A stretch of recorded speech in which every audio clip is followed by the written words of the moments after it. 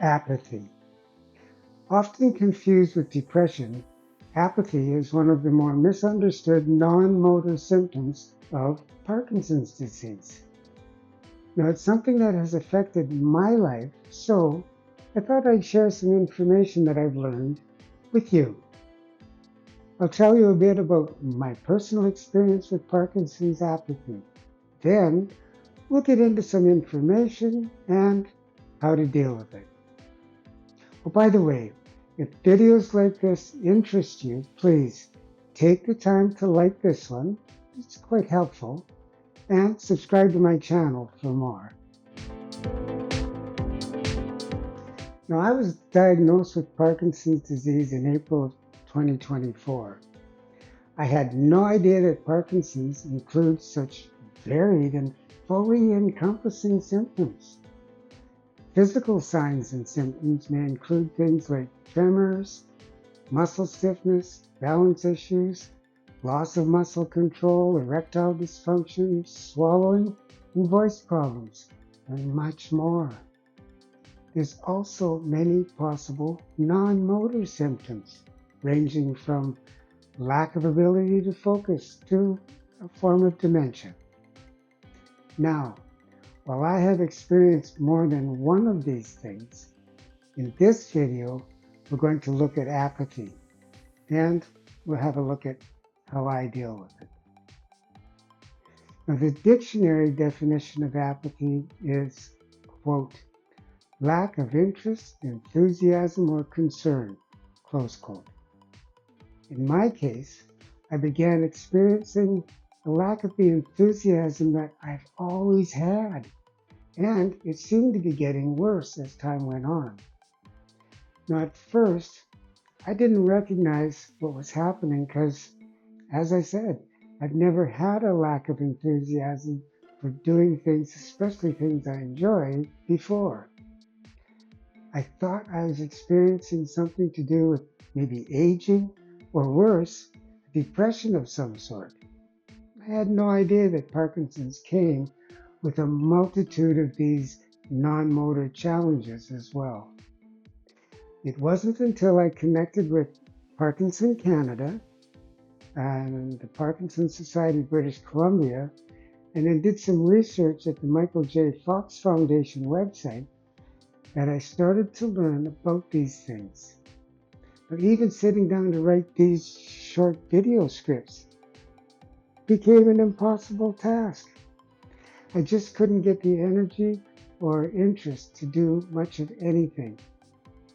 Now, in a minute, I'm going to get into how I deal with apathy as it pertains to Parkinson's in my life.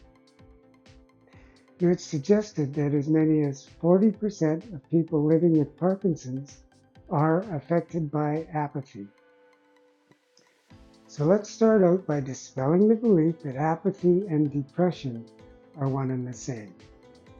Now, while the existence of apathy can be misinterpreted as depression, the two are indeed separate and distinctly different.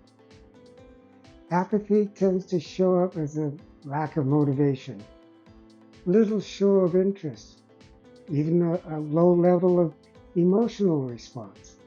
On the other hand, depression tends to present as a loss of interest coupled with a persistent state of sadness and other symptoms that affect mood and energy.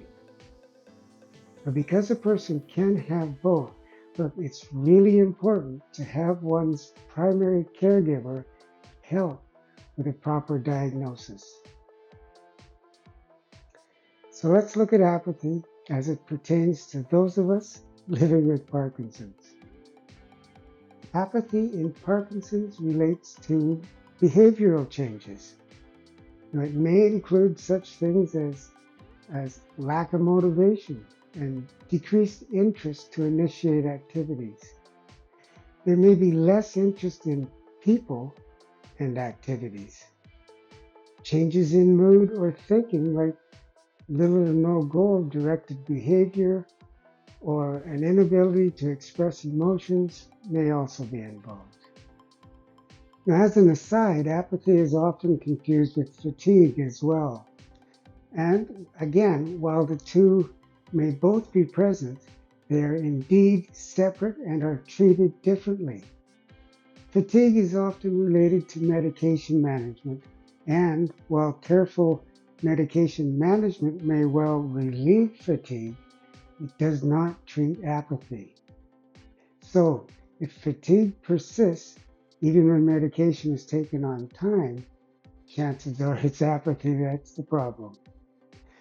Apathy is best dealt with by using lifestyle changes, making sure to include physical activity. Social and cognitive activities can prove helpful.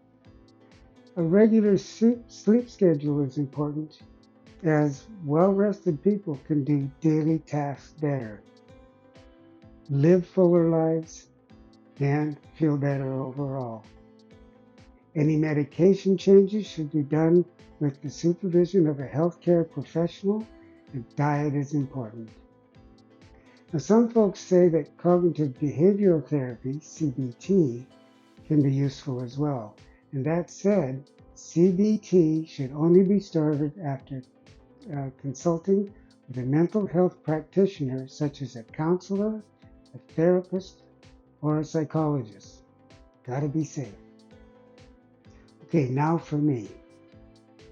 In order to deal with the apathy I experience, I make sure that I get sufficient exercise, even when I don't feel like it, which is important because I usually don't feel like it.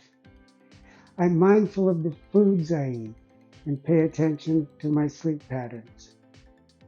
I work on word games daily, things like crosswords, Wordle, and so on. I find I have to stay focused on the present moment as a way to combat the possibility of my Parkinson's experience taking me to a place of depression. After all, if I spend all my time thinking of what I've lost, I'll miss the joy of living in this moment and the possibilities of the future. So look, if you found this video helpful, do me a favor and like and share it with others. Then subscribe to my channel, do it now, and click on the bell so you get notified when new videos are uploaded. In the meantime, please stay safe and enjoy your day. I'm wishing you peace, health, and harmony. Bye for now.